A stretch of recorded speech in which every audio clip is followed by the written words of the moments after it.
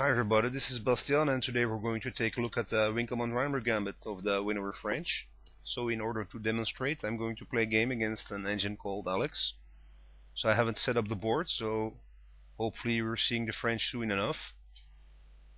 Yes, French defense, d4, d5, perfect. So now black is threatening the pawn on e4. So there are a few continuations.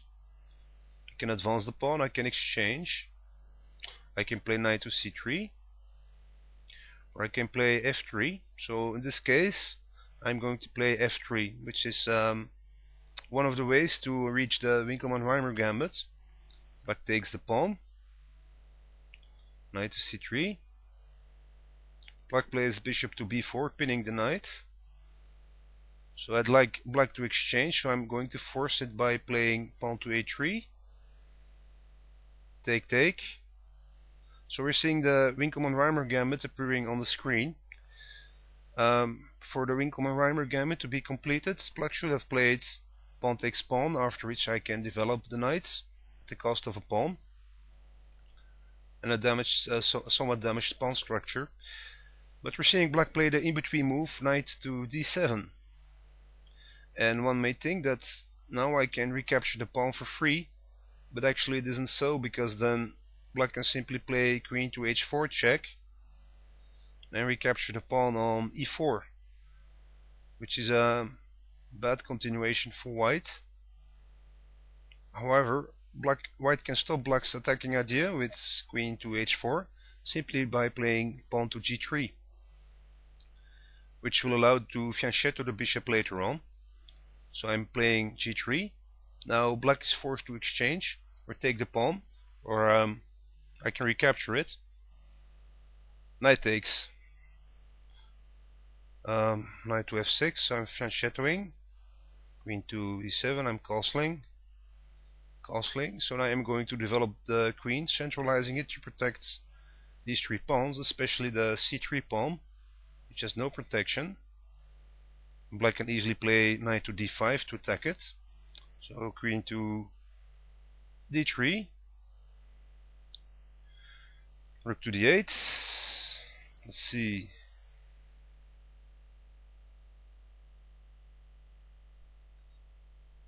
I'm going to develop the bishop to f4 because there's a pawn that I can attack on c7. So bishop to f4. Knight to d5. So we're seeing an attack on the pawn, but it's already being protected by the queen, as said before.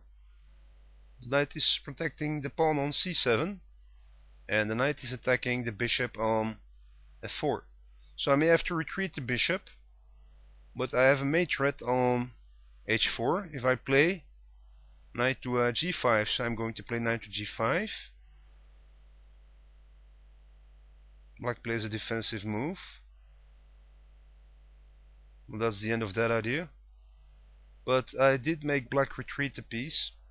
Now I have to retreat my piece. I'm thinking bishop to c1 and then fianchetto the bishop and continue with another attack later in the game. So I'm going to play bishop to c1, tracing knight to f6. I'm going to develop the rook to b1, advance the pawn, rook to b8. Now there's no longer a serious threat of rook takes pawn with two defenders, so I'm going to fianchetto. Pawn to c5, I'm going to advance my pawn. Take, knight takes, so I'm advancing. Take, yes. Black doesn't recapture, so I'm going to push it one more time. Now black really is forced into the defensive with queen to f8.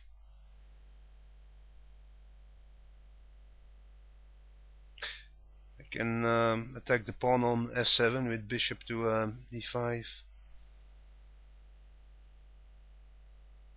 Pawn to e4, e5. Now e4.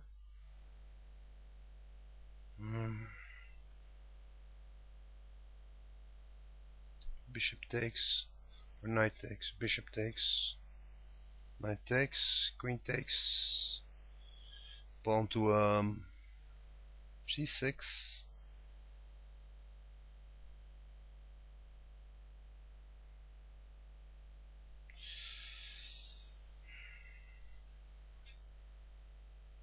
Could take this pawn on f7.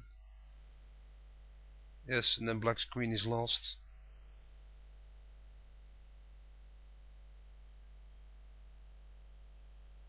Rook takes, knight f6, bishop takes, rook to d7, rook takes f8 check, king takes, rook e1, that's made in 3.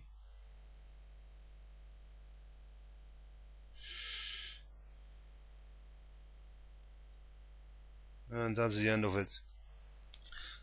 So that's a game demonstrating the Winkelmann-Reimer gambit. I hope you enjoyed it, and thanks for watching. Have a great evening.